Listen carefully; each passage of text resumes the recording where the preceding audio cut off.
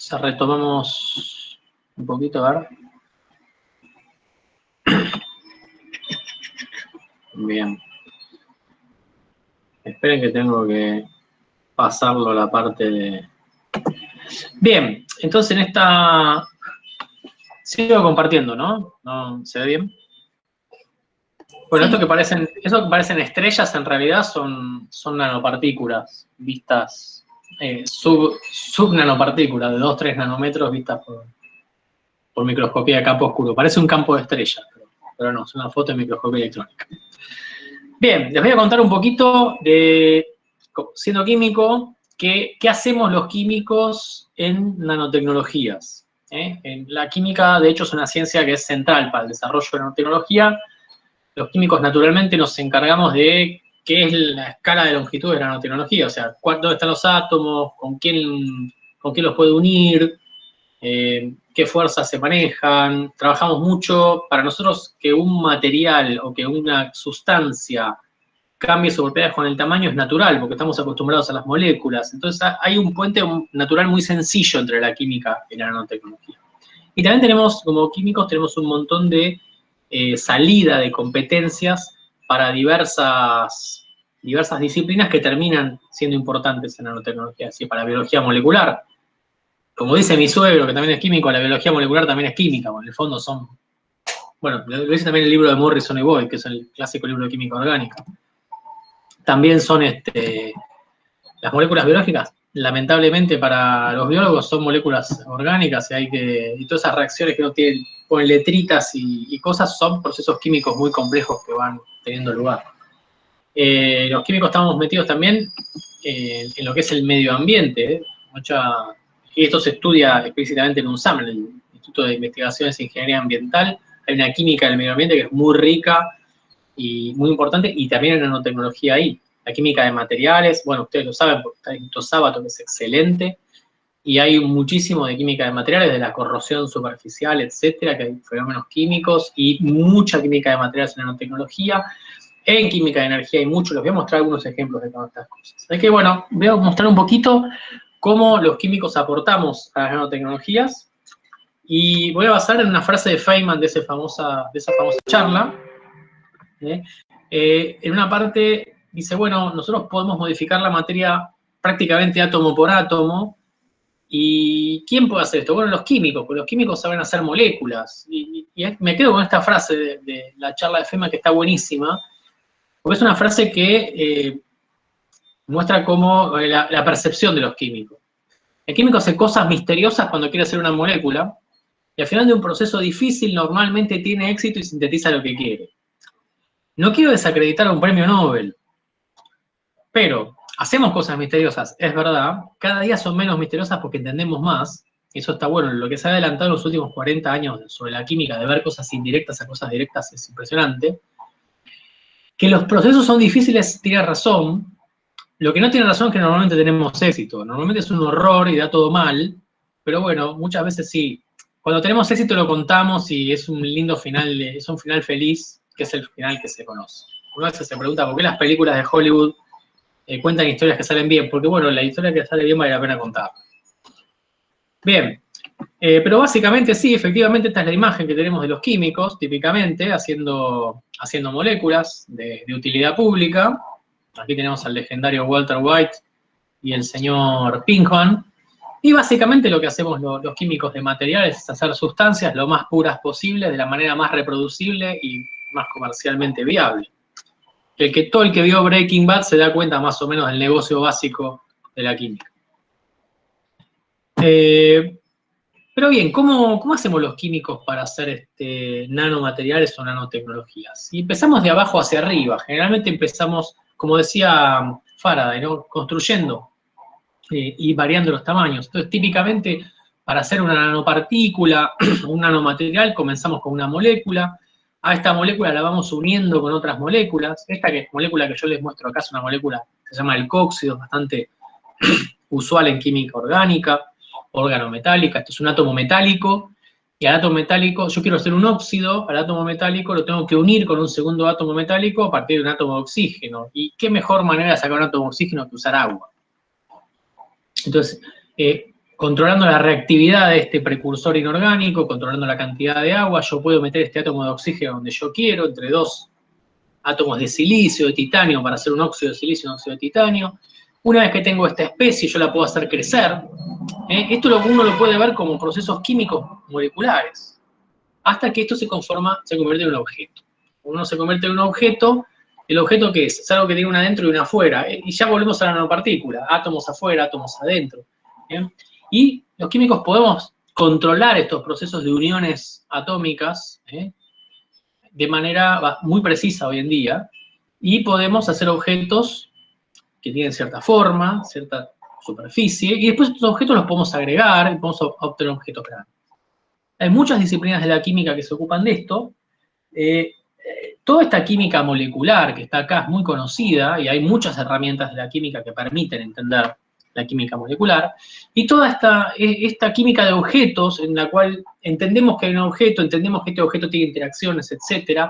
Esto también es esencial. Entonces, estas dos ramas de la química están muy bien desarrolladas, y desde hace mucho tiempo. Uno de los primeros que dijo esto fue este gran investigador, que fue Marcelin Berthelot, el padre, si se quiere, de la química sintética, de la química que hace moléculas, que dice, en un libro muy interesante, La síntesis química, de 1876, dice, bueno, la química puede crear su propio objeto de estudio, eso es la capacidad creativa interesante, de generar materia. Y dice esta frase que a mí me encanta, que es, podemos recrear cualquier sustancia existente, en realidad podemos extenderlo a hacer cualquier sustancia limitada solo por nuestra imaginación, usando las mismas fuerzas que la naturaleza pone en acción. Que básicamente vamos a aprender que son, por ejemplo, las capacidades de unir átomos, la capacidad de controlar interacciones. ¿Cómo se hace una nanopartícula de vida química? Básicamente como hacer un bonsái. Yo tomo un precursor, quiero hacer óxido de titanio, tomo un precursor que contiene titanio, tomo una molécula que contiene el otro átomo que sirve, ¿sí? Alcóxido de titanio, una sal de titanio en este caso, o un producto molecular de titanio como el alcóxido. Uno conecta estos átomos de titanio con oxígeno y uno hace crecer esto, pero no lo puede hacer crecer como quiere. Uno tiene que hacerlo crecer como un bonsái, de manera muy controlada. Entonces, uno pone un tercer agente, o otros, que son controladores, es decir, que controlan que esta reacción química que genera la nanopartícula sea circunscripta a una pequeña entidad. Y obtiene algunas especies que son pequeñas, que son equivalentes a una molécula o algo parecido a una molécula, del orden de ciertos nanómetros. Y generalmente este controlador, este agente controlador, lo que hace es funcionar de tapa, por eso se llama capping agent, por ejemplo. Hay una reacción que tiene lugar y esto termina esa reacción y se pone usualmente en la parte externa. De esta manera es posible hacer objetos muy controlados. Estas son unas partículas de Chris Murray, de óxido de hierro, aquí ustedes las ven, las partículas todas iguales. Es importante la monodispersión en estas partículas. Los métodos químicos permiten hacer partículas muy monodispersas. ¿Por qué la monodispersión es importante? Dijimos que las propiedades de las partículas estaban ligadas a su tamaño, entonces es muy importante que el tamaño sea igual para que las propiedades de todas las partículas sean iguales. Aquí ven ustedes un aumento por microscopía de transmisión. Estas que ven ustedes acá son unas nanobarritas metálicas, hechas por una compañía llamada Nanoseeds.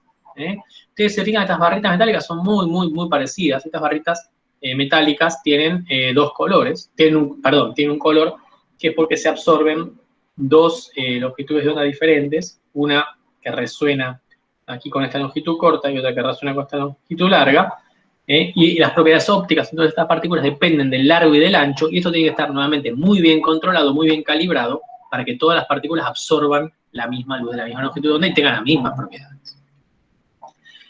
¿Qué otra cosa se puede hacer además de hacer partículas de tamaños diferentes? Se puede modificar las superficies. Habíamos visto que las superficies son muy importantes, porque hay mucha superficie expuesta y muchas de las propiedades de estabilidad, por ejemplo, dependen de la superficie, pero la reactividad química puede ser aprovechada justamente para generar una nanopartícula y por vía de distintas reacciones químicas colgarle diferentes grupos.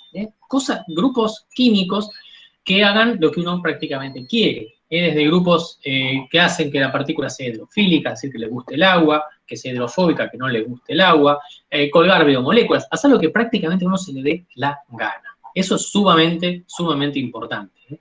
¿Cómo usar todas las herramientas de la química, como decía un poco Berthelot, para poder hacer nanopartículas en las cuales ya no hay una distinción de la química clásica. Uno cuando va a un programa de química de la facultad, uno tiene como un casillero que es la química inorgánica, un casillero que es la química orgánica, un casillero que es la fisicoquímica. No, acá usa toda la química, todos los métodos, todas las moléculas están permitidas. Entonces, eso hace que el límite, francamente, sea la imaginación. Acá les paso una radiografía de una nanopartícula de estas luminosas. Acá hay un núcleo de selenuro de cadmio. Esto, recuerden, se iluminaba y después emitía luz. Para que esto emita luz de una manera eficiente, le tienen que hacer una cáscara de sulfuro de zinc. Este sulfuro de zinc se encarga de tapizar la pared externa de esta nanopartícula para impedir que haya lo que se conoce como defectos. Le pone una cáscara, esa cáscara lo que hace es mejorarle las propiedades ópticas, hace que solamente se absorba determinada luz y solamente se emita determinada luz y que no se emita luz de estos defectos que cambia la luz emitida. A esto, si uno lo quiere meter dentro de un organismo viviente o dentro del cuerpo humano, evidentemente esto es un extraño. Entonces el sistema inmunitario va a reaccionar y va a querer destruir o eliminar a ese componente. Entonces uno lo que puede hacer es, por estos métodos justamente de modificación molecular de superficies, no voy a abundar en esto, pero sepan que se puede hacer, es química, es conectar átomos, puede colgarle distintos grupos que hacen, por ejemplo, que los sistemas inmunes, el sistema inmune no vea a estos materiales como algo extraño, sino como algo que es normal. Por ejemplo, uno puede colgar una proteína, uno puede colgar un polímero, es como una especie, y le da una especie de capa de invisibilidad tipo Harry Potter a la partícula. Uno puede colgar cualquier tipo de antenas para que, por ejemplo, se absorba luz de otra longitud de onda, se inyecta energía aquí. Uno puede hacer un montón de cosas hoy en día. Sepan que una nanopartícula comercial hoy en día es una entidad bastante compleja. Bien, ¿dónde están estas nanopartículas? En todos lados. Por ejemplo, vean la raqueta del potro, una de las cosas más interesantes que se ha hecho desde el punto de vista de la mecánica, el uso de nanopartículas en mecánica avanzada es, por ejemplo, los artículos deportivos. La raqueta que usaba del potro hace muchos años, acá está bastante joven, es una raqueta que está hecha con un polímero, como muchas de ellas, y este polímero es un compuesto, es un material composite, o compósito. ¿Qué es un material composite? Es un material que tiene un polímero, es un plástico, pero como los plásticos no tienen propiedades, son muy livianos, pero no son muy duros, no son muy rígidos, entonces se le meten, desde hace mucho, fibras o partículas para hacerlos más rígidos. Bueno, la segunda o tercera generación ya de raquetas empieza a meter partículas que no solamente hacen que este plástico sea más rígido, sino que hacen un trabajo entre las fibras de polímero y las nanopartículas, ponen una especie de resortes, son otro segundo polímero, que hace que la estructura absorba las vibraciones. Por lo cual, estas raquetas son rígidas, pero no vibran, apagan ciertas vibraciones. Y es muy alucinante ir a las casas de deportes y pegarle suavecito a esa raqueta y ver cómo las vibraciones están apagadas. No hace ¡ting!, sino que hace ¡tac! Y listo. Esto hace que el golpe sea mucho más preciso. Y eso les digo simplemente, son raquetas que tienen tecnología de hace unos 10 años, 10, 12 años. Y esto les muestra la sutileza que se puede hacer, se puede desarrollar desde el punto de vista de las partículas que uno incluye dentro de una matriz polimétrica, por ejemplo.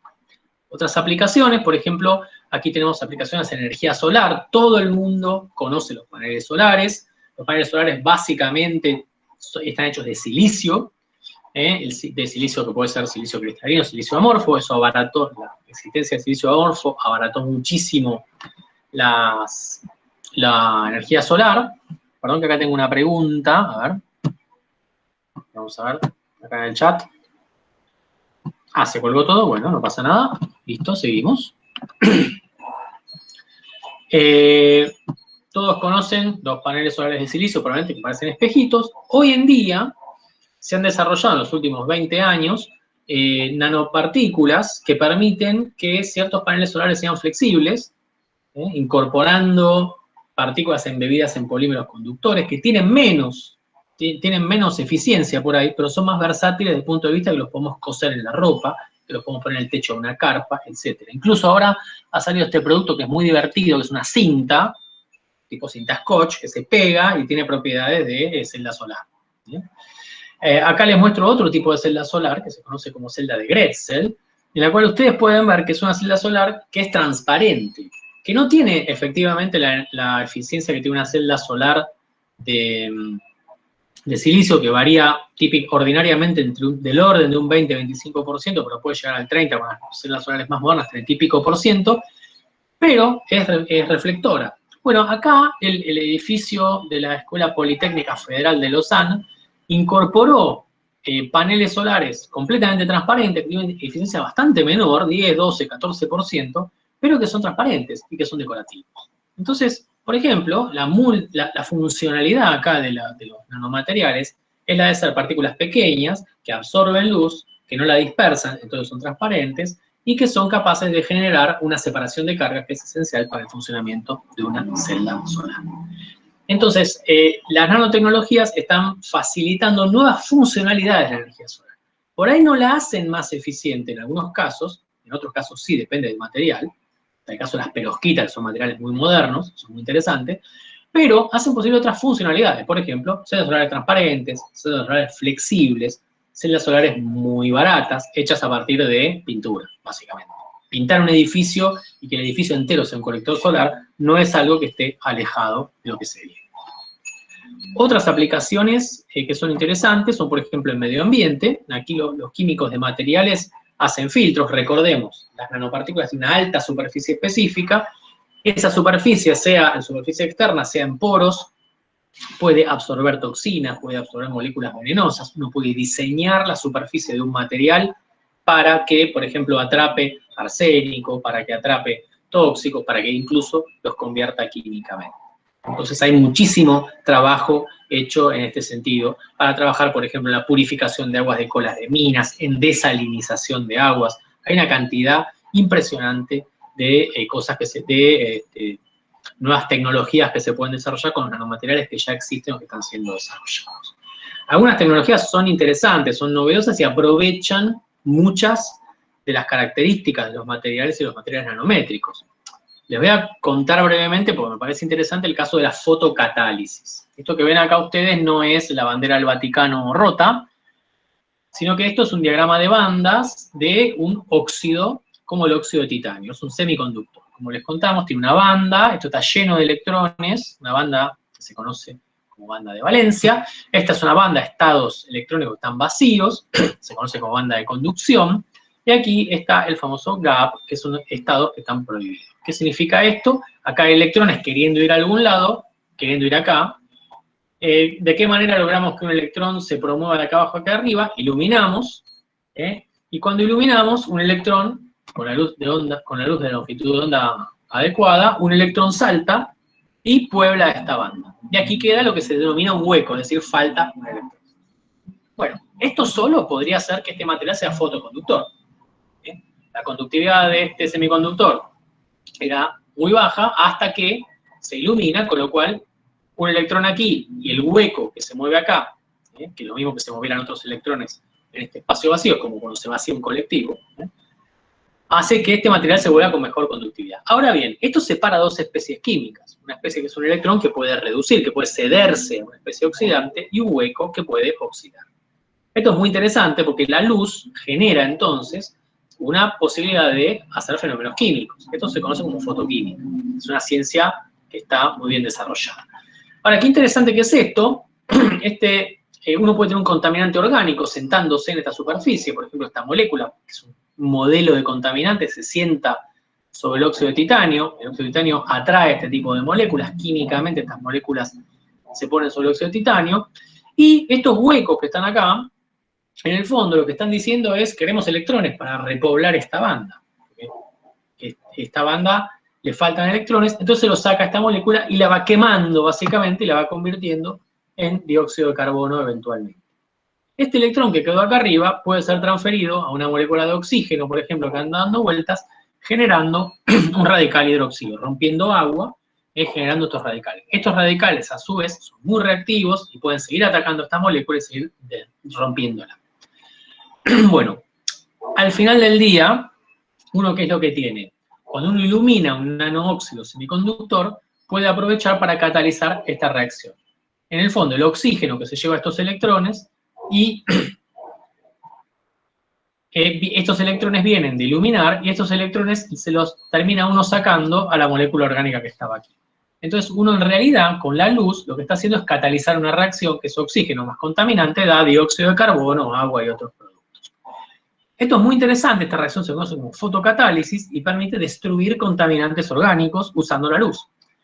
Han sido pioneros de esto Miguel Blesa y Marta Litter, acá allí en la Comisión de Energía Atómica, dos grupos excelentes.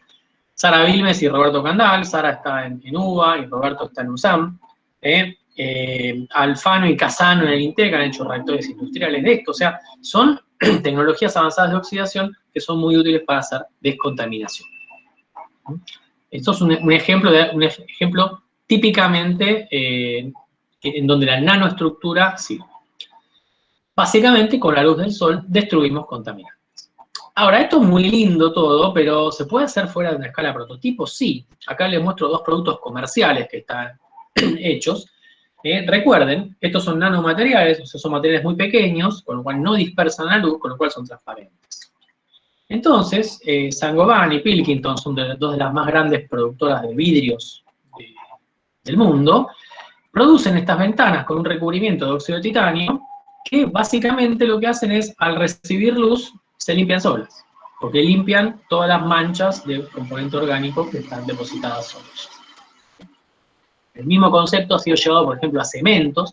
Esta es una iglesia que está en Roma, la iglesia del Jubileo, en el cual Italcementi incorporó dióxido de titanio al cemento directamente, y este dióxido de titanio es un material fotoactivo que mantiene la iglesia siempre limpia, siempre blanca, aún dentro de una ciudad que tiene su contaminación. Esto para decirles que, por ejemplo, en arquitectura, fíjense, es una aplicación de los nanomateriales a arquitectura que es directa. Bien, ¿cuáles son las aplicaciones? Otras aplicaciones, ya vimos aplicaciones en medio ambiente, aplicaciones en energía, aplicaciones en biotecnología y medicina. Hay muchísimas drogas o sistemas de dosaje de drogas basados en nanociencia y nanotecnología. Muchas de ellas son para enfermedades crónicas, para enfermedades muy, muy complejas, y muchas de ellas por el momento han mejorado mucho los efectos secundarios. Si bien no han mejorado estrictamente, lo ideal sería mandar una bala de plata que mate a la enfermedad en el órgano adecuado, en la célula adecuada. Hoy en día eso no se está tan cerca de eso por muchas razones, por la complejidad que tiene el transporte de sustancias a lo largo en el cuerpo, en el sistema circulatorio, etcétera. Pero sí lo que se ha logrado es reducir mucho las dosis y tener mucho menores efectos secundarios y ser mucho más eficientes las drogas. Lo que sí ha mejorado muchísimo son los dispositivos o test de diagnóstico. Ustedes habrán visto los test de COVID-19, parte de ellos están basados en nanotecnologías. Hay algunos test que son ya muy usados, por ejemplo, ¿cómo funciona un test de embarazo? Un test de embarazo, ustedes habrán visto alguna vez, en un test de embarazo, la señal positiva son unas líneas de color violeta muy intenso. ¿A qué se deben estas líneas? Bueno, la piedra angular de los test de embarazo son nanopartículas de oro, que ya sabemos de un tamaño pequeño, que son de un color rojizo, muy pálido. Con los métodos que les conté antes de coser moléculas sobre la superficie, podemos poner anticuerpos sobre esta superficie, y estos anticuerpos reconocen, por ejemplo, una hormona presente en la orina de una mujer embarazada. ¿Qué pasa cuando esta hormona está presente en la muestra? Estas nanopartículas se unen a esta hormona mediante los anticuerpos, y las nanopartículas entonces se juntan todas, se aglomeran, se produce un fenómeno llamado inmunoprecipitación. Ya se conoce este fenómeno y se veía con un pequeño precipitado en los test más viejos. Ahora bien, cuando uno tiene todas estas partículas todas juntas, se comportan ópticamente como si fueran una partícula grande. Esta partícula grande lo que tiene es un enorme coeficiente de absorción, y lo que uno tiene entonces es una línea muy intensa. Uno puede hacer prácticamente lo que quiera cosiendo anticuerpos a superficies. Por ejemplo, una aplicación muy interesante, muy linda, es la que hizo el grupo de Charles Lieber, hará unos 20 años, y eso ya evolucionó en una en una compañía que lo está haciendo. Esto que ustedes tienen aquí es un transistor de efecto de campo, se llama. Básicamente, los electrones pasan desde este electrodo a este electrodo a través de este pequeño camino, ¿sí? Y aquí está lo que se conoce como la puerta. Básicamente, a uno le interesa qué corriente pasa de este electrodo a este electrodo y la puede medir. Y la corriente que pasa de este electrodo a este electrodo está controlada por la carga que se pone sobre este camino, como la canilla que está viendo. Ahora bien, como lo que hizo Lieber de manera muy creativa es tomar unos nanoalambres de silicio, que es semiconductor, los puso aquí conectando estos dos electrodos, y sobre estos nanoalambres, sobre los que circula corriente, pegó un anticuerpo. Un anticuerpo es una molécula que es una proteína, esa proteína tiene una determinada forma y una determinada carga. Con lo cual, aquí hay un campo eléctrico. Entonces uno puede ver qué corriente circula en presencia del campo eléctrico que está dado simplemente por la carga de la proteína. La proteína es una molécula que puede tener grupos ácidos y básicos, tiene una carga espacial, y esto tiene una determinada flujo de carga que depende de la forma, tamaño y carga de esta partícula. De este anticuerpo, que es una molécula grande, una macromolécula. Ahora bien, cuando este anticuerpo es selectivo, este anticuerpo se encaja como llave y cerradura con alguna molécula determinada. Imagínense que pasa un COVID, un SARS, que es algún virus, y tiene una patita, y esa patita puede ser detectada por este anticuerpo. Cuando la patita se engancha sobre el anticuerpo cambia su forma y cambia su carga y su tamaño. Esto hace que todo este campo eléctrico sea distinto, y al cambiar este campo eléctrico, cambia la carga que está aquí, y entonces cambia la corriente. Entonces, por cada evento de unión de lo que uno está buscando con este anticuerpo, que es específico, cambia la carga, con lo cual uno puede hacer un detector muy sensible, extremadamente sensible, de eventos de unión. Uno podría hacer un detector de virus, y hay varios transitores de efecto de campo que ya se han probado y que están funcionando. Hay una empresa argentina incluso, que se llama G-Sense, que está trabajando con sistemas adaptados de esto, que detectan, por ejemplo, diversos virus. Entre ellos están probando con virus parecidos al SARS-CoV-2. Bueno, ¿qué otras cosas están haciendo? Están haciendo, como les contaba, vehículos nanométricos para delivery. Uno quiere aquí meter fármacos en un bolsillo, básicamente, y enviarlos a un órgano y que ahí liberen la carga. En las primeras generaciones, ¿para qué hace esto? Porque cuando uno inyecta un fármaco en un cuerpo, en un organismo, el fármaco viaja por todo el organismo y se reparte por todos los órganos, pero también puede ser degradado en varios órganos, particularmente en hígado, que es el órgano que se encarga de purificar la torrente sanguínea. Entonces, muchas veces los primeros intentos fueron guardar a estos fármacos en polímeros que podían circular, lo que aumentaba el tiempo de circulación y permitía reducir las dosis, cosa que es muy importante para la industria farmacéutica porque gasta menos. Es muy importante también para el cuerpo, para el organismo, para el cuerpo humano, porque los fármacos no van a todos lados, sino que se guardan más y eventualmente llegan a donde tienen que llegar. Las tecnologías pasaron de polímeros a liposomas, que son como unas doble membranas, una especie de células falsas que meten a estas drogas. Estas tecnologías están muy bien probadas y están funcionando y están aprobadas farmacéuticamente. La tercera generación comenzó ya a probar polímeros que cambiaran su conformación con cambios de pH, con cambios de temperatura, etcétera, y esto también está funcionando. Y a partir de aquí se empezó a trabajar con cosas cada vez más complejas. Por ejemplo, hacer una nanopartícula que sea magnética. La nanopartícula magnética puede ser observada desde afuera. Si yo inyecto una nanopartícula magnética, yo puedo ir a un equipo de resonancia magnética nuclear y ver. Eso genera un pequeño campo magnético por donde va caminando y yo puedo ver ese campo magnético con un equipo de resonancia, traquearlo, digamos, y saber por dónde va esa medicina. Por supuesto, esto es lo que se conoce como un tracker. Esto es como una especie de GPS que me indica por dónde va la partícula.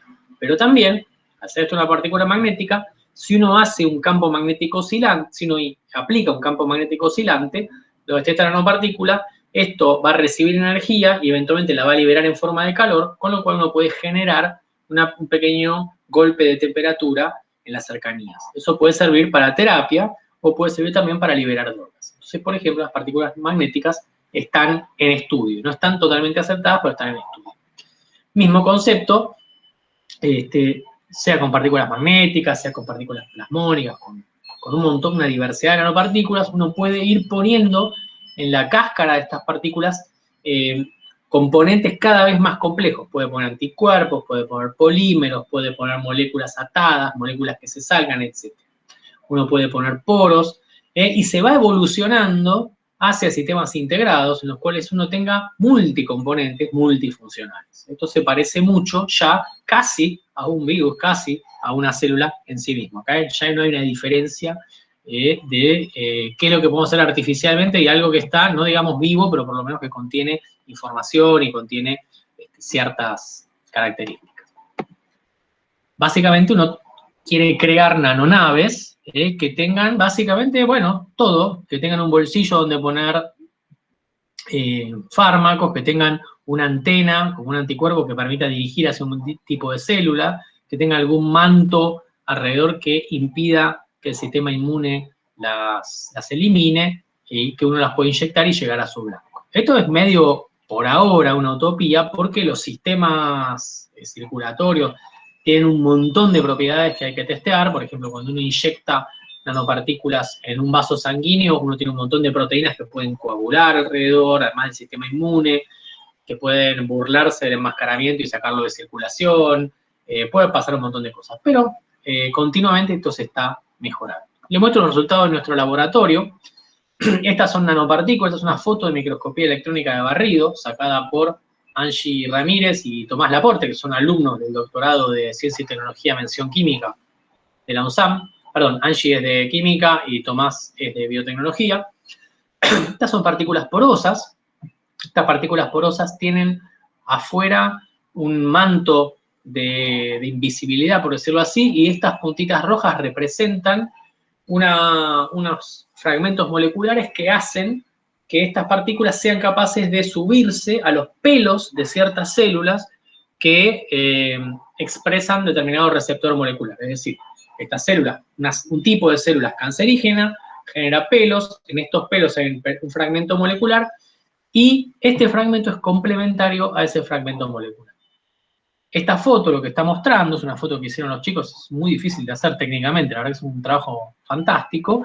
Hicieron un experimento en el cual pusieron estas células en contacto con las nanopartículas y pescaron el momento en que las nanopartículas son atrapadas por estos pelos y están siendo comidas por la célula. Es decir, nosotros ya le podemos dar a estas células enfermas o sanas, le podemos dar estas partículas para que se las coman y adentro le metemos dinamita para romper, por ejemplo. Bien, en el ratito que me queda voy a contarles algunas cosas que hacemos en el laboratorio sobre cómo ustedes verán que esto que ya tenemos acá ya no es una nanopartícula, simplemente, es un nanosistema, porque es una partícula que contiene algunos lugares donde guardamos fármacos y contiene una parte externa que lo protege de las inclemencias del entorno, por decirlo así, que contiene unos radares que detectan a dónde tiene que aterrizar esta partícula. O sea, esto es un sistema, esto tiene cierta inteligencia. Acá estamos programando de alguna manera al material. Le estamos diciendo qué llevar, a dónde ir, cómo defenderse, y si le pusiéramos, por ejemplo, alguna molécula fluorescente, hasta podríamos tener un GPS para ver por dónde va. Entonces vamos a hablar en la última parte de la charla de sistemas programables. Es decir, fíjense cómo esto se va complejando, se va haciendo cada vez más complejo. En un sistema programable yo tengo múltiples componentes, tengo unas estructuras en diferentes escalas, pongo diversa información en distintos lugares, y las puedo diseñar. Eso es lo que queremos hacer. Como químicos de síntesis queremos ya no sintetizar partículas muy bonitas, como hacíamos antes, sino pasar a la siguiente generación, que es hacer sistemas programables. Estos sistemas programables también tienen que ser responsivos, tienen que adaptarse al entorno, tienen que actuar frente a estímulos, tienen que tratar de controlar flujos de información, por ejemplo, ¿sí? Reciben luz, hacen movimiento, reciben campo magnético, liberan calor, y veamos si los podemos hacer autónomos. ¿En qué se inspiran estos nanosistemas? Se inspiran en la naturaleza. Y acá les muestro una alga diatomea. A lo mejor alguno de ustedes escuchó hablar o trabajó una vez con tierras diatomeas, ¿sí? O estas tierras diatomeas contienen estos esqueletos de estas algas. Estos esqueletos son óxido de silicio, básicamente.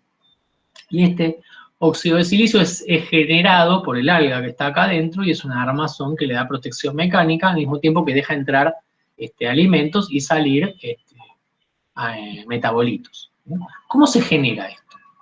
¿Cómo se genera esta estructura de un cocolito? Son estructuras muy complejas. Y ven que hay una adentro, una afuera, un poro, unas antenitas. ¿Cómo se genera esto? Esto se genera justamente usando un montón de distintas estrategias de la química orgánica, de la química inorgánica, ensamblando distintos componentes orgánicos e inorgánicos para generar ciertas estructuras. Bueno, este ensamblado, estas distintas fuerzas de interacciones, son las que permiten hacer estos sistemas muy complejos. Yo les voy a mostrar algunos ejemplos sencillos que hacemos en nuestro laboratorio. No somos tan eficientes como las algas diatomeas, pero hacemos cosas bastante divertidas. En el laboratorio nuestro, en el Instituto de Nanosistemas, nosotros podemos hacer, por ejemplo, películas delgadas transparentes. Y estas películas delgadas transparentes tienen materiales como el óxido de silicio, óxido de titanio, que tienen poros muy bien formados. ¿Cómo hacemos estos poros? Bueno, fíjense, esto que ven aquí es una fotografía de microscopía electrónica, en la cual esto negro que se muestra aquí son paredes de un óxido. En este caso, óxido de titanio, parecido al que les mostré antes de la fotocatálisis. Y estos agujeros que ven acá son todos iguales, son poros. ¿Cómo hacemos estos poros? Con una burbuja de detergente, con una micela de detergente cada poro. Lo que hacemos es ensamblar micelas de detergente y alrededor ensamblar óxido de titanio y luego hacemos un óxido que tiene una porosidad altísima. Estos óxidos tienen más o menos, en un óxido de titanio, 200 metros cuadrados, una cancha de tenis más o menos, por gramo de material. Y el óxido de silicio, 1000 metros cuadrados por gramo de material, más que una cancha de fútbol. Y en carbono, y un carbono poroso hecho de esta manera, tiene unos 2000 metros cuadrados. Casi la superficie de un estadio de fútbol olímpico. Para que tengan una idea, en un gramo de material. Es decir, tenemos mucha superficie específica. Vamos a hacer un montón de cosas divertidas. Así, esto es una foto de microscopía electrónica de barrido. Vemos desde arriba esta película. Fíjense cómo tiene pocitos, todos iguales, todos puestos a la misma distancia. Esto es una microscopía de transmisión, como esta, que estos poros son todos iguales. En estos poros se puede condensar agua, se pueden hacer un montón de cosas. Nos hemos dedicado durante muchos años a fabricar estos materiales y a estudiar sus propiedades. Voy a mostrarles algunos ejemplos. Primero, cómo se forman estos materiales. Estos materiales se forman por un proceso bastante complejo, que básicamente el material que obtenemos, se ve aquí a la derecha, es un material formado por estas micelas. Las micelas, ustedes quizá conozcan cómo actúa el jabón, usamos detergentes. Los detergentes son moléculas que se juntan en micelas, como una burbujita de tamaño nanométrico, que es una pelotita que por fuera es hidrofílica, es decir, le gusta el agua, y por dentro es hidrofóbica. Por eso el detergente lava. La grasa se mete adentro de la parte hidrofóbica y después se enjuaga con el agua. Bueno, esto lo usamos nosotros, estas pelotitas de detergente, para hacer un molde. Alrededor hacemos nanopartículas muy pequeñas que se tienen que poner alrededor de estas pelotitas para formar una segunda estructura. Para formar estas pelotitas son las que luego forman el poro. Y estas pelotitas azules que ustedes ven aquí son las que luego forman la pared. ¿Cómo hacemos esto? Con un proceso de evaporación que es bastante complejo. No los quiero aburrir, pero básicamente es bastante mágico el proceso. Metemos a todos los componentes en una solución, depositamos esto sobre una superficie, se va evaporando un solvente. A medida que se evapora el solvente se forman las micelas, y a medida que estas micelas se forman, se juntan también con estas otros componentes que son las pelotitas de óxido, las pelotitas de material inorgánico, van formando estas estructuras, y luego estas estructuras uno las calienta, elimina el detergente de aquí, y queda el agujero. Bueno, nosotros durante 20 años más o menos, desde el año 98, 99, hasta el año 2015, 16, teníamos una idea de cómo esto funcionaba y mucha evidencia experimental de cómo se formaban y en qué condiciones se formaban estos materiales, que es muy complicado. Es como un gran ballet a escala nanométrica. Las moléculas vienen, se acomodan, se juntan, es como una gran coreografía. Las moléculas se juntan, forman la micela, las micelas se juntan, viene el inorgánico, se pone alrededor. Uno diseña el inorgánico para que se ponga alrededor. Si lo diseña mal, le sale mal y queda adentro, es un mamarracho todo. Bueno, la cuestión es que no teníamos teoría, y lo interesante es que trabajando con un grupo de físicos, nosotros somos químicos, pero trabajando con un grupo de físicos, tratamos de desarrollar un modelo para entender cómo estas pelotitas inorgánicas se ponían alrededor de estas burbujitas y generaban arquitecturas bonitas organizadas como esta. A veces formaban arquitecturas horrorosas, para nosotros horrorosas como esta. Esta estructura está muy bien ordenada, fíjense cómo los poritos forman estas líneas, estas hileras, son todas iguales. Esta estructura más o menos, los poros están, pero están acomodados medio así a los tiramos unas naranjas ahí a ver qué queda. Bueno, trabajando con Marcus Müller, que es un asiduo visitante de Buenos Aires y de la CONEA, y de la Universidad de San Martín, y con Chi-Yun Tang, un postdoc, un crack total de los cálculos y de los modelos, ellos pudieron desarrollar un modelo en el cual entendían cómo se ordenaban estas partículas y nos permitían explicar muy bien cómo se formaban estas estructuras. Yo me emocioné mucho, a ustedes por esto no le dicen nada, estos dibujitos que se ven acá son una estructura más ordenada y más desordenada, dependiendo del tamaño de las partículas y de las interacciones de las partículas con las micelas que no se muestran aquí. Esto nos puso muy contentos porque, por ejemplo, ese trabajo fue publicado en 2017, pero nos permitió explicar muy bien estos resultados que eran de 2008 y no los entendíamos. Entendíamos que pasaba más o menos, pero había un montón de cosas sutiles que no entendíamos y que este trabajo nos permitió, esta teoría desarrollada nos permitió entender. Se los muestro esto, que es un poco especializado por ahí, para que vean que en estas tecnologías avanzadas o en esta ciencia avanzada, uno no puede trabajar solo. Uno no, como decían al principio, no estamos aislados en una torre de cristal, sino que tenemos que hablar mucho, trabajar. Tang es chino, de Nanjing, Müller es alemán, Tang estaba trabajando con Müller, Müller venía acá porque su esposa era argentina, me la presentó mi querido amigo Claudio Pastorino, hicimos una sociedad con ellos, trabajamos fantástico, se trabaja en todo el mundo. Como no nos bastaba con un chino y un alemán, metimos un grupo japonés, porque dijimos, bueno, ahora si entendemos cómo se forma esto y por qué se forma esto, gracias a la teoría desarrollada por el chino en el laboratorio del alemán, tratemos de ver si esta teoría, fíjense, hacemos experimentos, tenemos un modelo en mente, más o menos funciona, lo formalizamos y ahora entendemos cómo se forma. Podemos explicar. Ahora, pasamos a la siguiente ronda. ¿Podemos predecir? Porque eso es lo que permite ver si un modelo es exitoso, la capacidad predictiva.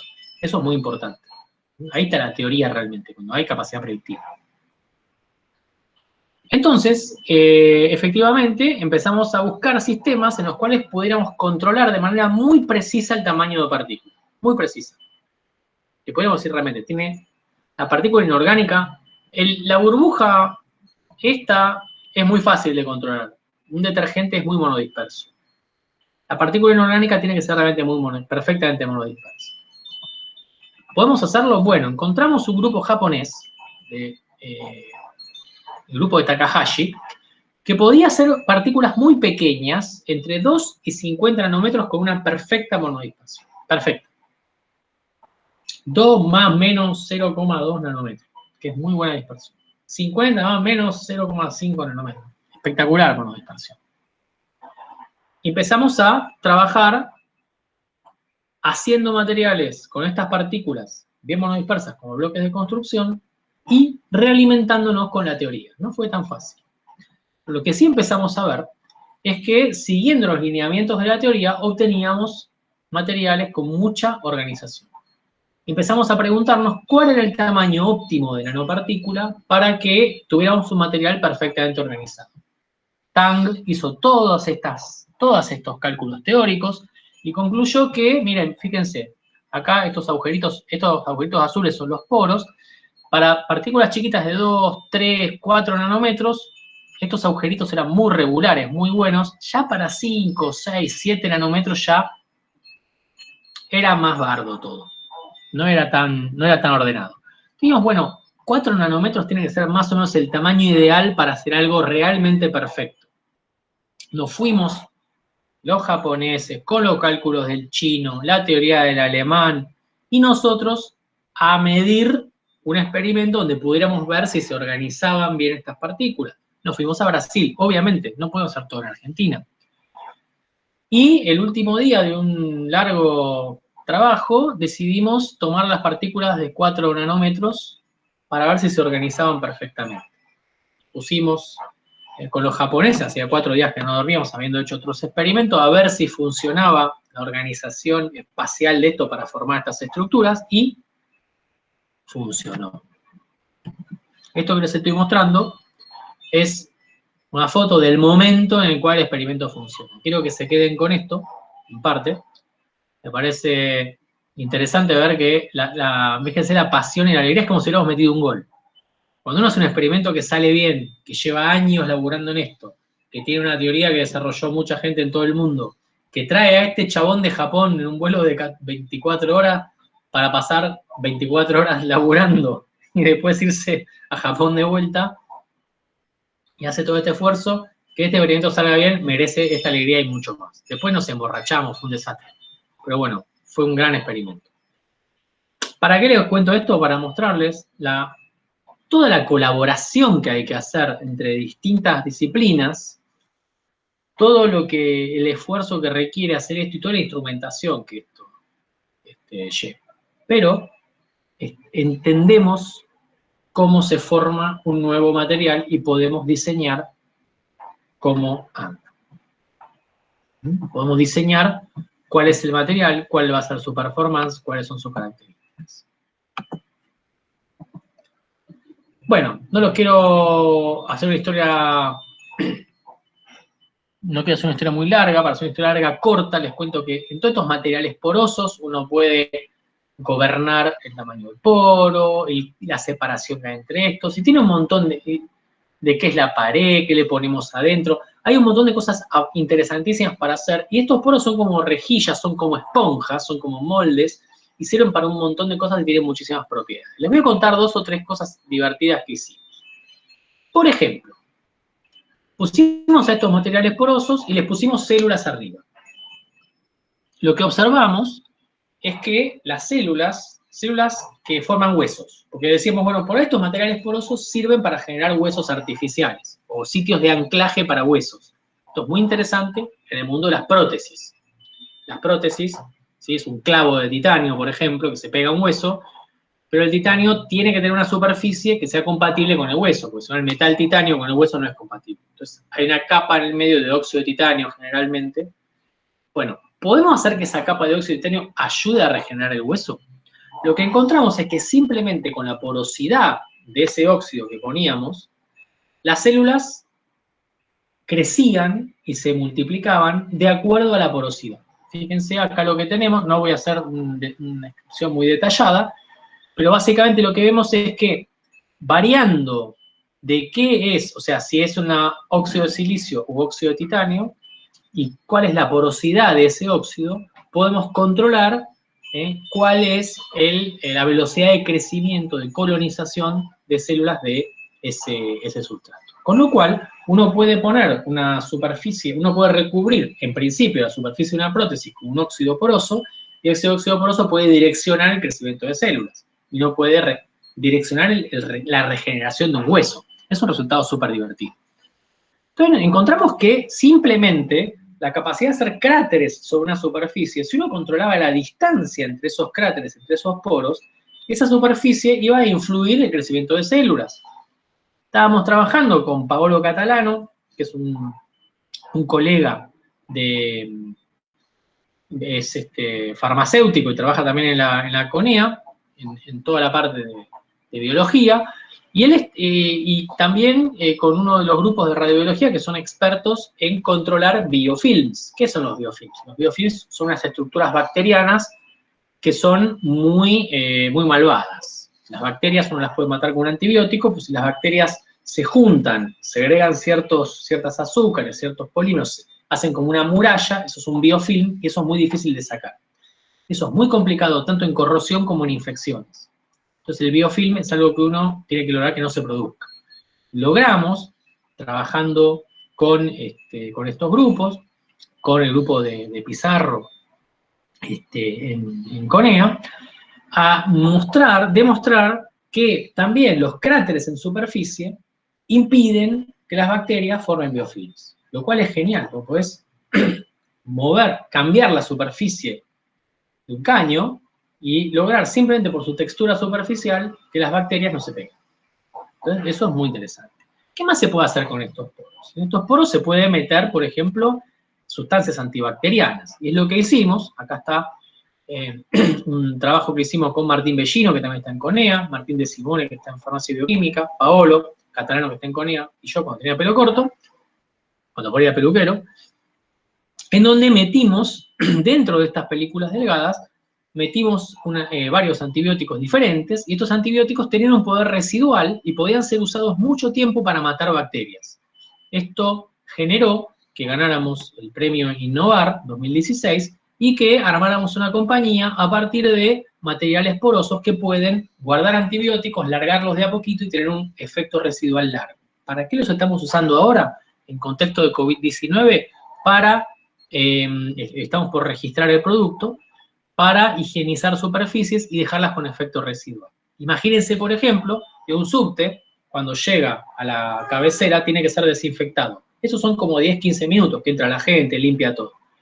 Nosotros nosotros sabemos que nuestro material tiene efecto residual, tenemos que probar si con el COVID funciona, y si funciona en el ámbito del subte, que la gente lo agarra y lo toca, pero en ese caso solamente habría que desinfectar el vagón una vez por día, al final de la trayectoria, y no cada vez que llega a las cabeceras. Con lo cual, los servicios de higiene se hacen mucho más baratos, mucho más rápidos, y el subte puede andar más rápido. Fíjese cómo con un material un poco inteligente, un poco sofisticado, puede lograr que el subte ande mejor, y la gente no se contagie en el subte. Es una aplicación directa. En eso estábamos, la empresa Híbrido que creamos, con la empresa ADOX, con el CONICET, con la universidad, con la facultad y con la Facultad de Farmacia y Bioquímica y con la CONEA. Les cuento en el último ratito algunas cuestiones de qué más hacemos con estos poros. Ahora les voy a mostrar algunas cosas que programamos adentro de los poros. Voy a ver particularmente los poros usados como un colador. Imagínense que un poro chiquitito es como un colador. Las moléculas pueden atravesar esto, las moléculas más grandes no pasan, las células no pasan, pero uno puede construir adentro del poro de manera tal de demostrar que uno puede dejar que ciertas moléculas pasen y que ciertas moléculas no pasen. Esto se conoce como una nanocompuerta, por ejemplo. Hace mucho tiempo, básicamente, lo que estamos trabajando es en decorar las superficies de estos poros, y la decoración de la superficie de estos poros les cambia el comportamiento. Por ejemplo, uno puede poner esta película delgada sobre un electrodo, ¿sí? Y estas moléculas verde y roja, por ejemplo, me representan dos moléculas que pueden pasar y eventualmente este electrodo que está aquí abajo las puede detectar. El electrodo simplemente es una superficie donde la molécula verde o roja puede intercambiar un electrón. Lo que hemos hecho es, por ejemplo, modificar las superficies de estos materiales de manera tal de atraer a las moléculas de un color y que las moléculas del otro color no pasen, ¿sí? Las moléculas verdes son atraídas a la parte interna y las moléculas rojas son repelidas. Por ejemplo, si uno pone algo que es hidrofóbico aquí adentro de los poros, las moléculas verdes son hidrofóbicas, van a pasar, se van a ser detectadas y las moléculas rojas van a quedar afuera, con lo cual uno limpia muchísimo a este tipo de sistemas. Perdónenme un segundo, ¿me están llamando? Sí. ¿De qué? Ah, bueno. Bueno, me trajeron una cosa y me quedé solo en casa. ¿Me pueden esperar 2 minutos? Sí, no hay problema. Sí, sí. ¿No les molesta? Bueno, dale. Yo ahora subo. Reflexionen sobre estas membranas inteligentes. El último. Bueno, nos esperamos un ratito, chicos, y ya retomamos.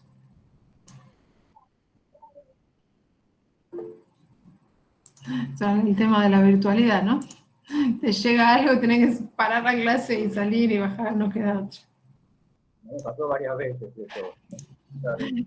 Sí, a veces es difícil. Yo he pedido cosas y trato de hacerlo el día que no tengo clase, cosa de decir, bueno, no me va a llegar en la mitad de la clase y tener que detener todo para bajar.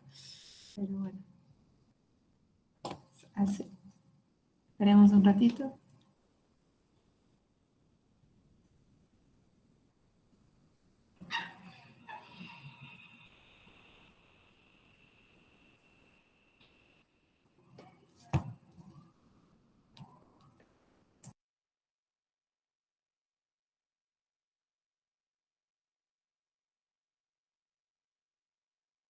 Los que pidieron acceso, chicos, ya les mandé un mail.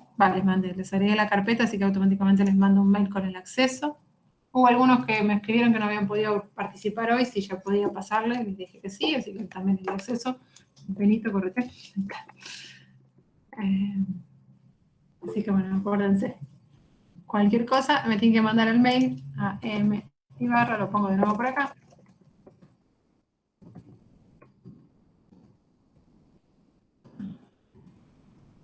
Y me mandan un mail y yo los voy agregando y les voy dando el acceso a la carpeta para que puedan escuchar y ver todas las charlas que tenemos en este ciclo. Y tenés razón, estaba mirando que desde julio arrancamos, Andrés, me había olvidado, yo pensé que era en agosto, pero en julio arrancamos. Sí, sí.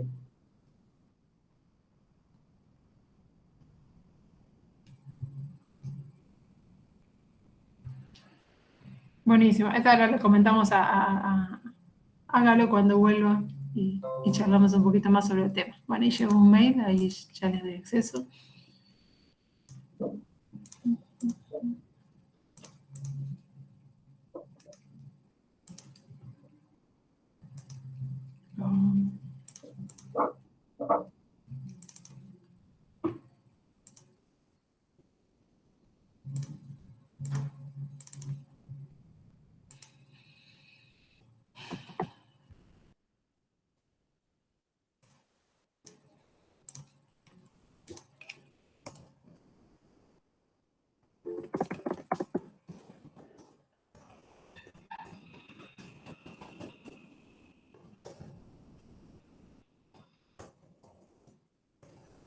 Si querés, María Luján, aprovecho el hueco para, no sé, comentar futuras posibles charlas, ¿no? Una que queremos convocar es Abel González.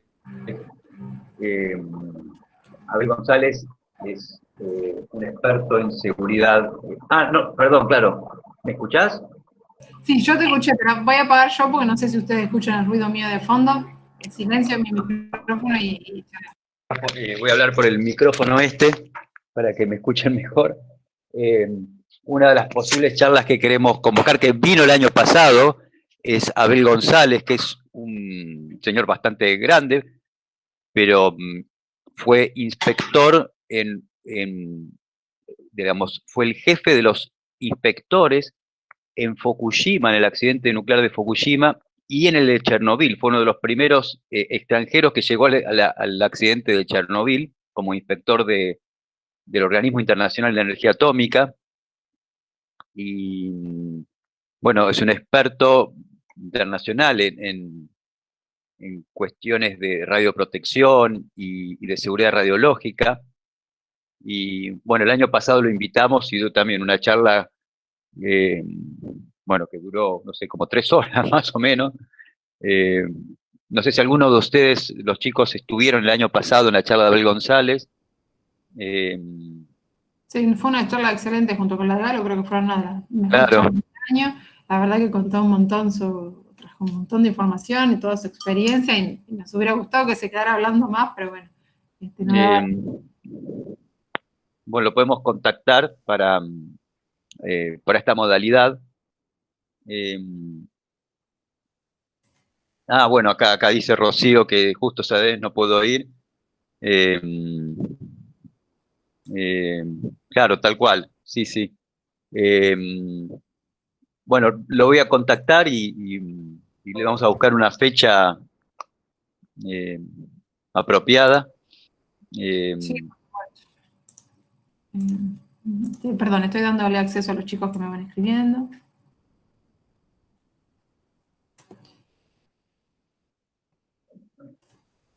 Muchas charlas, chicos, están como separadas en dos. ¿Se acuerdan cuando hago un intervalo, los corto? Entonces son más fáciles también, más rápidos de ver. Y creo que me falta uno solo. acá lo tenemos de nuevo, Galo. He vuelto, he vuelto. Nosotros te hacíamos de grupo soporte. Bueno. ¿En qué estábamos? Bien. En la membrana Entonces, inteligente. simplemente, bueno, queremos darle un poco de inteligencia a esto. Entonces queremos ver, bueno, ¿de qué manera hacemos que esto se filtre?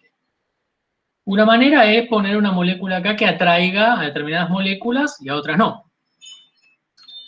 Esa manera es muy sencilla, pero ¿qué otras fuerzas podemos aprovechar? Porque ahí está la cosa interesante, ¿de qué manera podemos aprovechar todas las propiedades de la materia que conocemos, de la física, de la química, para hacer que no? Bueno, como estos poros son chiquitos, nosotros podemos aprovechar un montón de efectos de carga, por ejemplo. Estos poros, en la superficie de estos poros, nosotros tenemos un óxido, y este óxido termina en un momento, y cuando termina, este óxido puede tener un grupo oxidrilo, como dicen los químicos, decimos los químicos, y podemos pegarle algún grupo.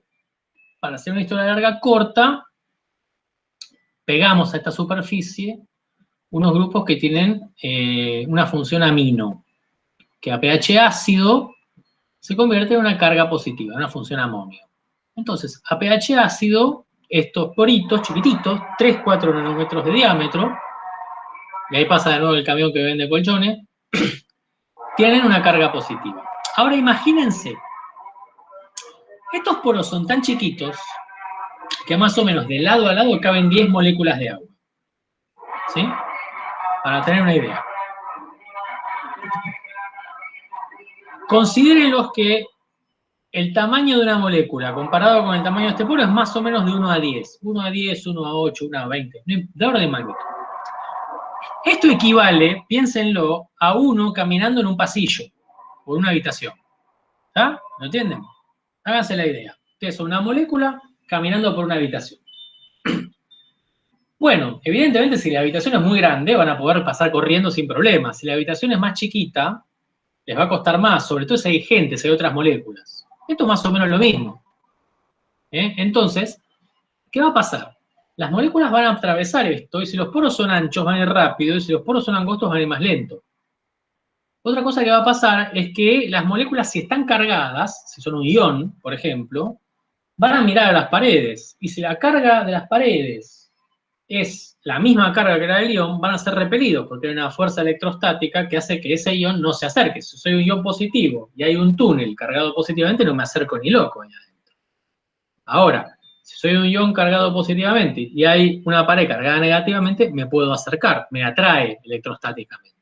Nosotros jugamos con la electrostática, por ejemplo, para atraer o repeler determinados iones. Eso es lo que hicimos muchas veces.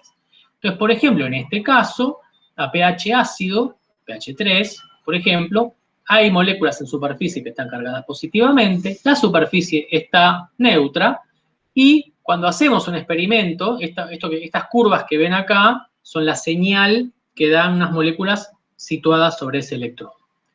Acá la curva en azul es una curva de una molécula positivamente cargada que ven que no hay ninguna señal. Es decir, a esa molécula no la estamos viendo. En cambio, una molécula negativamente cargada, como la que se ve ahí, no voy a pronunciar su nombre, es cianuro, es ferrocianuro, esa molécula cargada negativamente, estos picos que se ven, significa que esa molécula llega hasta el electrodo a pH ácido. Y está bien, porque esa molécula se ve atraída por esta superficie, esa molécula está cargada negativamente, se ve atraída por esto y atraviesa. La molécula que está cargada positivamente no atraviesa. ¿Ven? Generamos ya dominando la carga, generamos una manera de filtrar tipos de moléculas diferentes. Fijamos una carga positiva en la superficie del poro, entonces las cargas positivas no pueden entrar, pero las negativas pueden entrar y pueden pasar, son móviles. A pH alcalino hacemos al revés. Estos hidroxilos se van, queda una carga negativa en la superficie y este amonio que estaba cargado pierde su protón y queda un amino. Este poro está cargado ahora negativamente. Al estar cargado negativamente, no vemos que pase la molécula negativamente cargada, en verde, y en cambio, sí vemos que pasa la molécula positivamente cargada. Se hizo el efecto contrario. Fíjense esto. Cambiamos la carga superficial y cambian las moléculas que pasan. Podemos hacer un montón de cosas. Podemos poner pelos poliméricos, por ejemplo. Podemos mover estas cargas, podemos hacer un montón de cosas. Esto lo hemos hecho con Omar Azzaroni de La Plata, que es un crack de la química de polímeros. No es un crack de la química en general, pero el crack de química de polímeros en particular. Y, por ejemplo, podemos modificar una superficie y poner un polímero ahí adentro. Es decir, que el poro no está libre, ahora es como una selva de polímero, tiene un montón de carga y ya podemos hacer efectos de rechazo mucho más grandes. Y podemos hacer cosas muy delirantes. A Omar se le ocurrió, por ejemplo, trabajar, tenemos una tesista excelente, una postdoc excelente, que era Annette Brunsen, que ahora está en Alemania, ahora es alemana. Por ejemplo, poníamos polímeros que tienen un grupo fosfato. El grupo fosfato es un grupo que está metido ahí adentro y hay como un bosque de fosfatos adentro del poro. Entonces las moléculas tienen que abrirse paso en ese bosque. Ahora bien, el fosfato está cargado negativamente, con lo cual las moléculas cargadas negativamente no pueden pasar ese bosque. El fosfato pH neutro está cargado negativamente, entonces no pasa. ¿Qué pasa? Cuando nosotros ponemos un poquito de calcio, la presencia de calcio hace que ese poro se abra. ¿Por qué? Porque el calcio es muy afín por el fosfato, o el fosfato es muy afín por el calcio, entonces esta carga negativa se neutraliza, y es como que se abre una cortina. Entonces las moléculas pasan. ¿Qué es lo que está pasando acá? Tengo un poro cerrado, y cuando le aplico un ion, ese poro se abre. Eso parece los poros naturales de las células. Se abren y se cierran en presencia de un agente químico. Entonces acá estamos en cierta medida programando el poro. Acá programábamos el poro. ¿Cómo programábamos el poro acá? Acá lo programábamos calculando cuál era la carga superficial y en qué condiciones pasaba qué molécula. Acá, ¿qué es lo que hacemos? Ponemos un polímero, programamos en la funcionalidad del polímero, le decimos, vos sos un fosfato. A pH 7 vas a estar cargado negativamente y no me dejás pasar ninguna molécula cargada negativamente. Pero cuando venga el calcio, como vos sos un fosfato, vas a tener que neutralizarte y abrir la cortina. ¿Y es lo que pasa? Se abre la cortina, ¿sí? A pH 5, 7, 8, pasa muy poca carga negativa, por algunos fenómenos misteriosos que no importa para explicar, pero cuando agregamos calcio, la corriente es mucho mayor. ¿Qué es lo que está ocurriendo? Acá estamos programando la respuesta en la secuencia de estos fosfatos. ¿Qué otras cosas podemos hacer? Podemos hacer que un material haga una especie de puerta lógica. Hicimos otro material que tiene esta estructura de poros. En la película, ¿sí? Acá tiene carga negativa, es un óxido de silicio. Acá arriba lo pintamos con un polímero. Este polímero tiene una particularidad. A temperatura ambiente, 20, 25 grados, es un polímero hidrofílico. Es decir, es como una especie de gel. Al ser un gel, se entrecruza, es como un bosque muy entrecruzado, con agua, queda un gel y ninguna partícula, ninguna especie química puede atravesarlo, porque es un gel, es como un bosque con muchos arbustos, los arbustos están todos encastrados unos con otros, es muy difícil pasar. A alta temperatura, por arriba de 35 o 40 grados,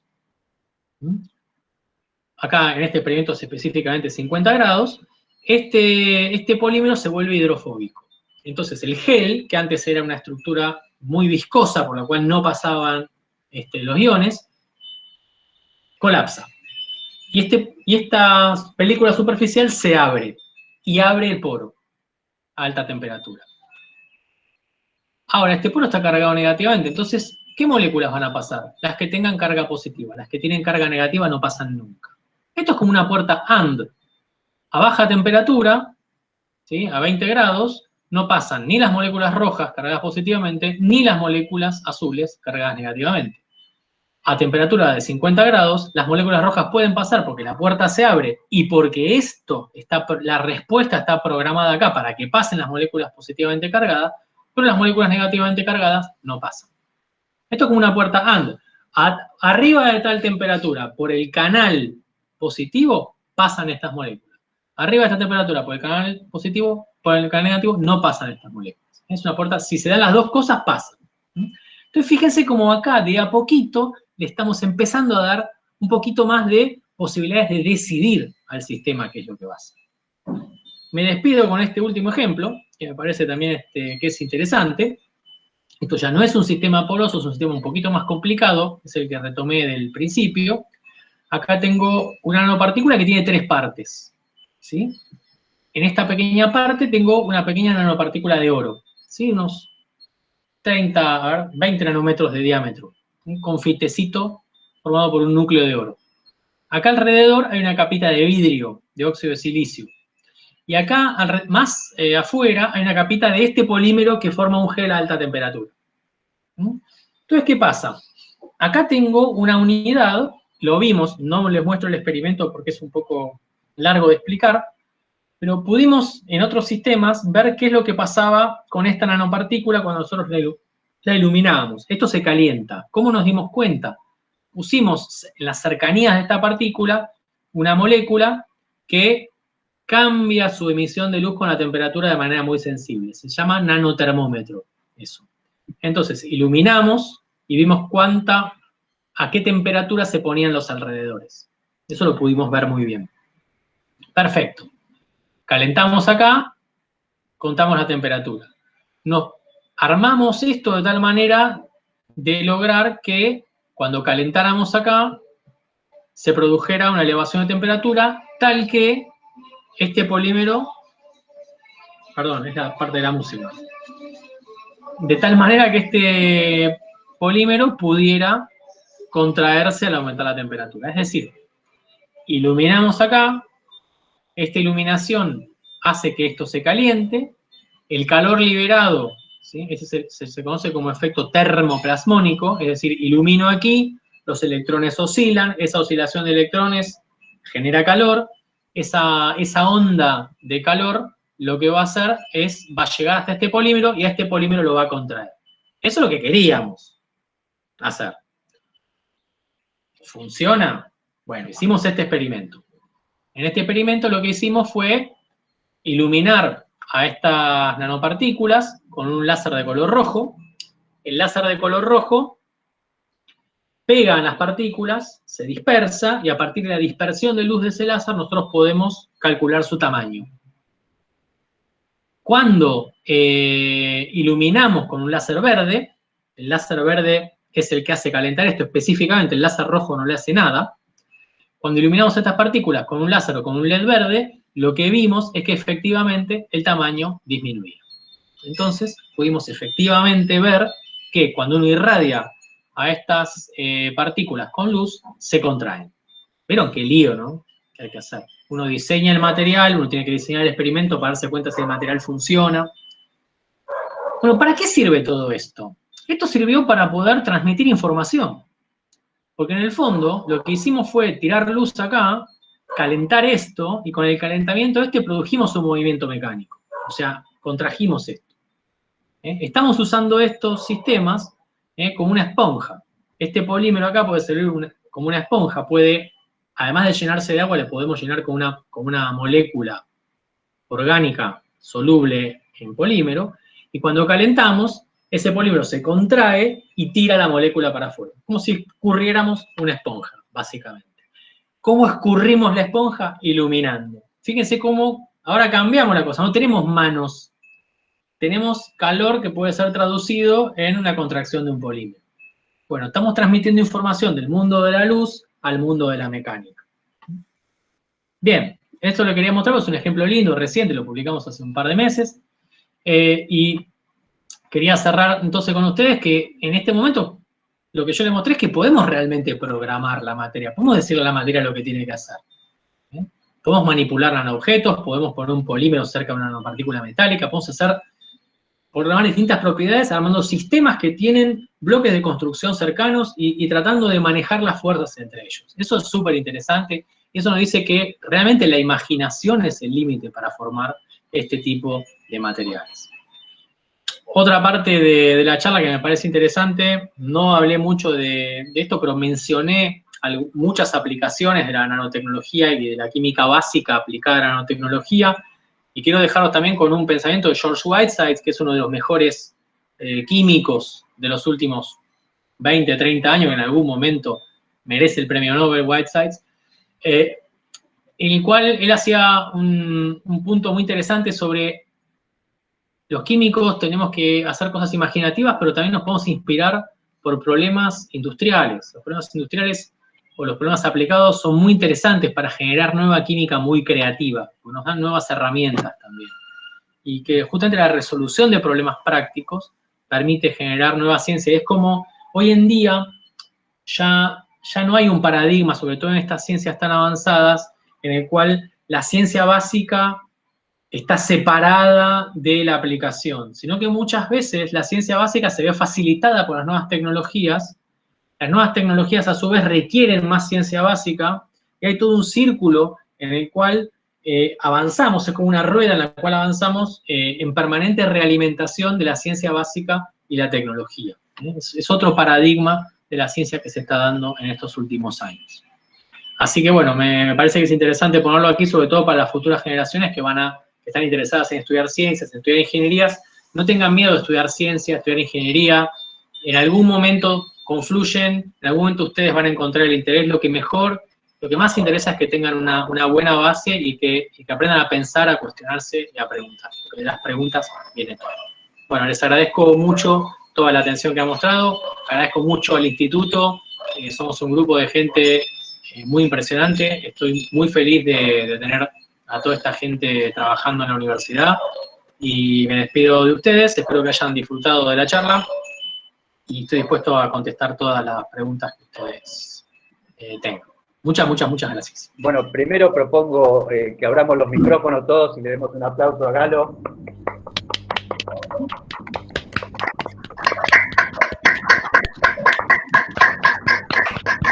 Gracias.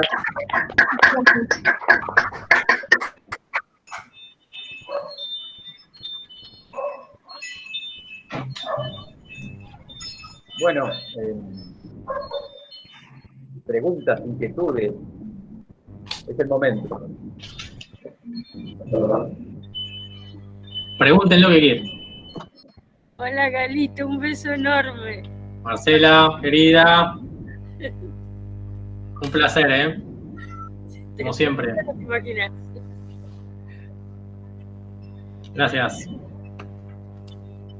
Bueno, me alegro que les haya gustado y espero que les sirva para el futuro. Así que, bueno, ya saben dónde encontrarnos también.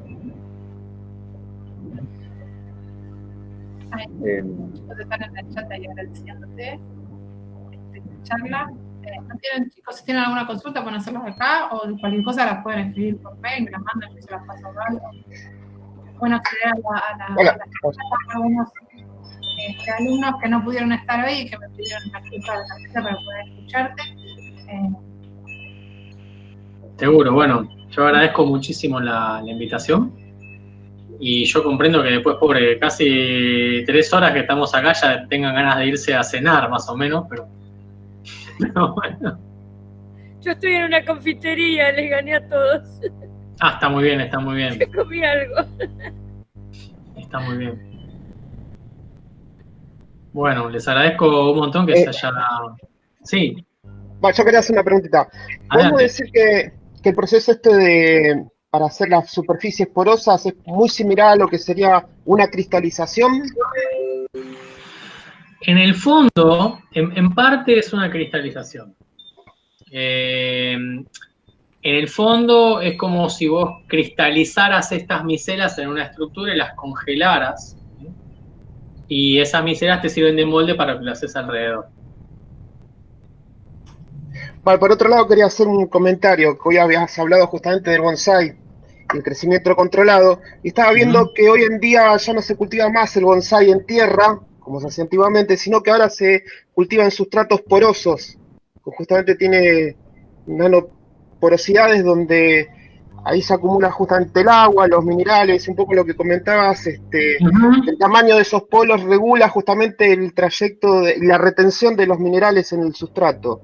Bueno, ahí hay un montón de temas súper interesantes, desde lo que es la retención de minerales, lo que es la retención selectiva de ciertos minerales, lo que le ocurre a los líquidos adentro de los poros. Es un mundo muy, muy interesante. Para que tengan una idea, vos con las superficies podés, modificando las superficies, podés controlar si retenés algunos cationes en especial, si los dejás salir, etcétera. O sea, es súper interesante lo que sucede ahí, es súper interesante lo que sucede con el agua. El agua en esos poros se estructura también. El agua en poros por debajo de los 3 nanómetros se empieza a estructurar y queda como agua semisólida, no es totalmente fluida. Es muy loco lo que ocurre ahí, son los efectos de confinamiento. No tuve tiempo de hablar de eso, pero hay un montón de cosas. Y hay muchas industrias que están trabajando en eso. Desde, por ejemplo, es muy interesante en el agro usar este tipo de estructuras como algo así como tierras artificiales, ahora que hablas de bonsái, de sustrato poroso, como depósitos artificiales para liberación controlada o retención de minerales o de nutrientes de tierra. Uno de los grandes problemas que tiene la agricultura actual es que gran parte de lo que vos usás, tanto como herbicidas, como abonos, como lo que sea, son lavados. Entonces, generar estas fases que puedan retener en gran parte y largar selectivamente tanto nutrientes como insecticidas o herbicidas son muy buscadas. Así que hay un gran trabajo para hacer en el agro, en la industria de alimentos, etcétera. Sí, es un tema que es inacabable. Buena observación y te agradezco. De nada, muchas gracias. Lo mismo estaba viendo que ahora está habiendo nuevos productos justamente con el tema de los abonos, que están todos encapsulados con películas nano perforadas, y que justamente para poder tener un crecimiento controlado se liberan los abonos de a poco, y no todo de golpe cuando se le agregaba las sales de una. Exactamente, hay mucho de eso, sí, de hecho hay varias empresas argentinas que lo están haciendo. Si escuchás fútbol por radio, hay una que dice, con nanotecnología, sí, efectivamente, están usando vesículas y cosas por el estilo para justamente acercarse más a la raíz, que no se pierda tan rápido los nutrientes, y que no pasen al medio ambiente, porque el exceso de nutrientes o fertilizantes que pasan al ambiente también generan lío. Sí, no, aparte intoxicación en las raíces produce el exceso de determinados minerales. También, claro. Entonces es súper importante tener sistemas que puedan dosificar eso. Y hay sistemas que son económicamente viables. Muchas gracias, Galo. No, muchas gracias a ustedes por las preguntas y por la atención. Si no tienen nuestra consultita, chicos, y agradecemos nuevamente. Muchísimas gracias por venir. Te esperamos el año que viene, ojalá en forma por supuesto. Yo lo primero que agendo siempre es Laboratorio Cero. Los felicito de nuevo y felicito a todos. Muchísimas gracias, me hicieron pasar un lindo rato a mí también. Mil gracias, Galo. Un gran abrazo. Un abrazo, Andrés, a ver si nos encontramos en la plaza. Dale, por supuesto. Nos vemos. Gracias. Luján, muchas gracias por la invitación. Gracias, Marcela, lindo verte de nuevo. Gracias, María Luján, y te felicito por el SOCOM. Sos un orgullo. Sí, muy bueno. Espectacular. Te publiqué como orgullo. Felicitaciones, es verdad. Los felicito a todos. Grande. Nos vemos el próximo sábado, chicos. Bueno, pásenla lindo, muchas gracias. Gracias por buen fin de semana. Un gusto.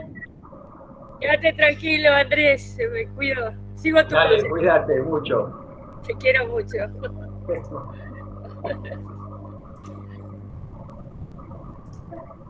Qué lindo verlos, qué lindo.